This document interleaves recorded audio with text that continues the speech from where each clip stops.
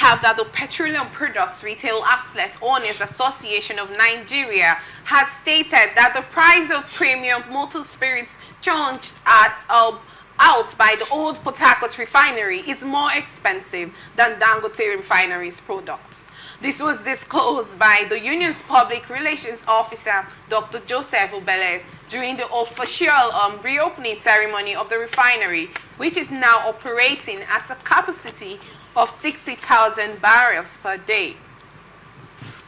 He said Dangote Refinery sells petrol to marketers at 970 naira per litre.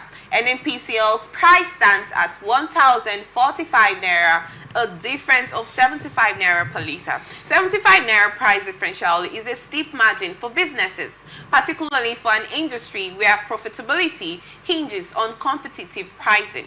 NNPCL made confirmation in a statement issued by its Chief Corporate Communications Officer, Olufemi Sonoye. Sonoye said that the old Port Harcourt Refinery is currently operating at 70% of its installed capacity and that it produces straight-run gasoline, naphtha, blended into 1.4 million litres of premium motor spirits, popularly known as petrol daily. It was earlier reported that top sources in the know of the operation of the refinery revealed to that NNPCL was not trucking out PMS from the Port Harcourt Refinery as the company claimed on Tuesday. NNPCL instead bought a cracked C5 petroleum resins and blended it with other products, including naphtha, to sell to the Nigerian public as though the refinery processed it. Yesterday, it's funny. Yesterday, we got information that the Port Harcourt Refinery has been opened. It's been revived after a very long period of time, and this was after the Dangote Refinery slashed the price of 990 naira to 970 naira, to 20 naira difference. In businesses, it's actually a lot of money. And Nigerians congratulated him, they applauded him, and all of what's not. And here we have that middlemen, marketers are complaining that the Port Harcourt Refinery price is more expensive, but the government wants them to buy from the Port Harcourt Refinery more than Dangote. Is there a situation? Is there something going on somewhere? There's been so many lies and counter lies and additional lies that sometimes we don't know what is the truth anymore about what is going on in the petroleum sector. But concerning these prices, I just want to say something very quickly. It is to be expected that Dangote Refinery, for all reasons, for a whole lot of reasons, should be pricing their products far above that of the government. One, that's a private business. Two, this is a refinery that is just very new, have only started producing this year. This is a refinery that was built through private funding and loans from banks and all that, and have only just started producing, so their payback on those loans is still running and would run, of course, for a very long time before they'll be able to pay back.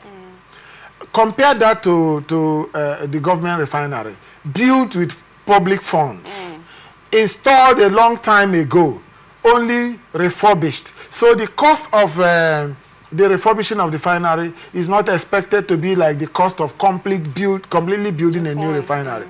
So you are not building this refinery afresh. You cannot compare the cost of this refinery with the cost of the Dangote refinery. Neither can you compare the size of these new refineries with the Dangote refinery. The other thing is that even if the cost were to be the same, this cost is from government coffers.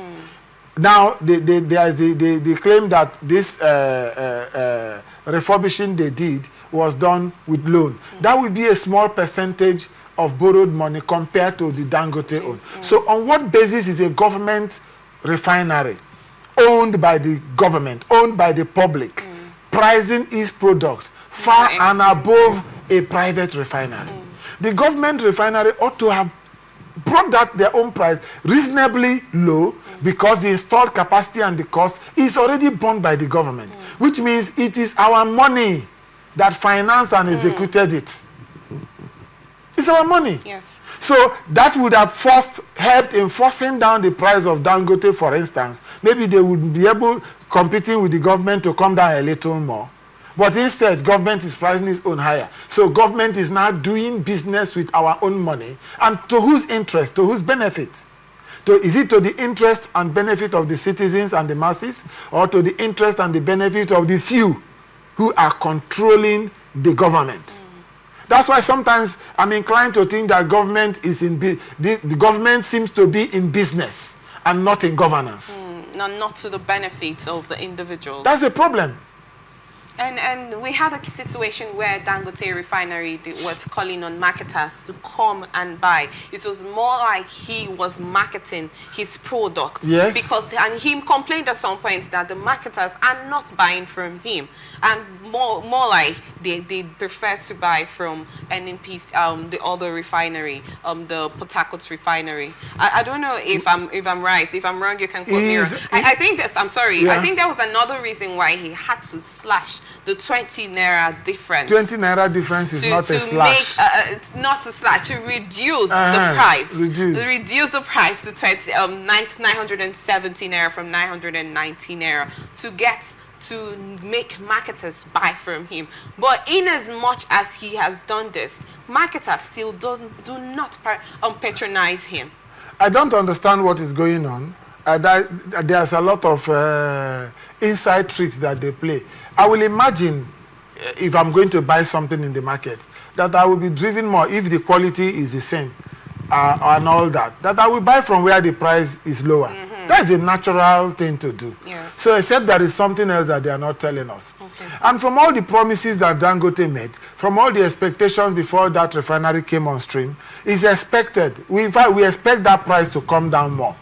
And he should investigate. Maybe he needs to drop his prices a little more and see if they will not come to buy. Okay, so he should drop his prices a little more. Yes, he should drop his prices more. To buy from yes. him.